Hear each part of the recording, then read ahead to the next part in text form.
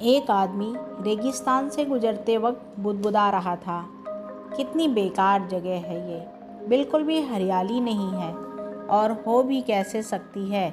यहाँ तो पानी का नामो निशान भी नहीं है। तपती रेत में वो जैसे जैसे आगे बढ़ रहा था, उसका गुस्सा भी बढ़ता जा रहा था। अंत में वो आसमान की तरफ देखकर झल्लाते हुए बोला, क्या भगवान, आप यहाँ पानी क्यों नहीं देते? अगर यहाँ पानी होता तो यहाँ कोई भी पेड़ पौधे उग सकते थे और तब ये जगह भी कितनी सुंदर बन जाती। ऐसा बोलकर वह आसमान की तरफ ही देखता रहा, मानो वो भगवान के उत्तर की प्रतीक्षा कर रहा हो।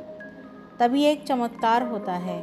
नज़र झुकाते ही उसे सामने एक कुआं नज़र आता है।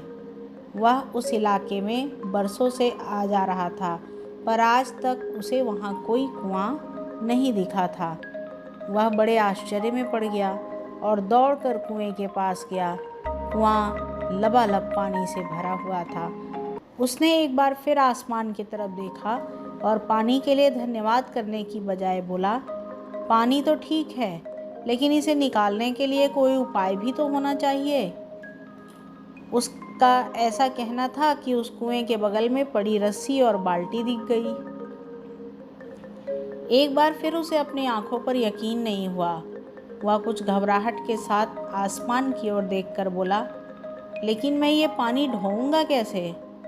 तभी उसे महसूस हुआ कि कोई उसे पीछे से छू रहा है। पलट कर देखा तो एक ऊंट उसके पीछे खड़ा था। अब वो आदमी एकदम घबरा जाता है। उसे लगता है कि कहीं वो रेगिस्तान में हरियाली लाने के काम में न फंस जाए, और इस बार वो आसमान की तरफ देखे बिना तेज कदमों से आगे बढ़ने लगता है। अभी उसने 2-4 कदम ही बढ़ाया था कि उड़ता हुआ पेपर का एक टुकड़ा उसके पास आकर चिपक जाता है। उस टुकड़े पर लिखा होता है, मैंने तुम्हें पानी दिया, बाल्टी और रस्सी दी, पानी ढोने का सामान भी दिया। अब तुम्हारे पास वो हर एक चीज़ है जो तुम्हें रेगिस्तान को हरा भरा बनाने के लिए चाहिए। अब सब कुछ तुम्हारे हाथ में है। आदमी एक क्षण के लिए ठहरा, पर अगले ही पल वो आगे बढ़ गया और रेगिस्तान कभी भी हरा भरा नहीं बन पाया। मित्रों, कई बार हम चीज़ों के अपने मन मुताबिक न होने पर दूसरों को दोष देते हैं। कभी हम सरकार को दोषी ठहराते हैं, कभी अपने बुजुर्गों को, कभी कंपनी को, तो कभी भगवान को। पर इस दोषारोपण के चक्कर में हम इस आवश्यक चीज़ को अनदेखा कर देते हैं कि एक इंसान होने के नाते हम में वो शक्ति है कि हम अपने सभी सपनों को खुद साकार कर सकते हैं।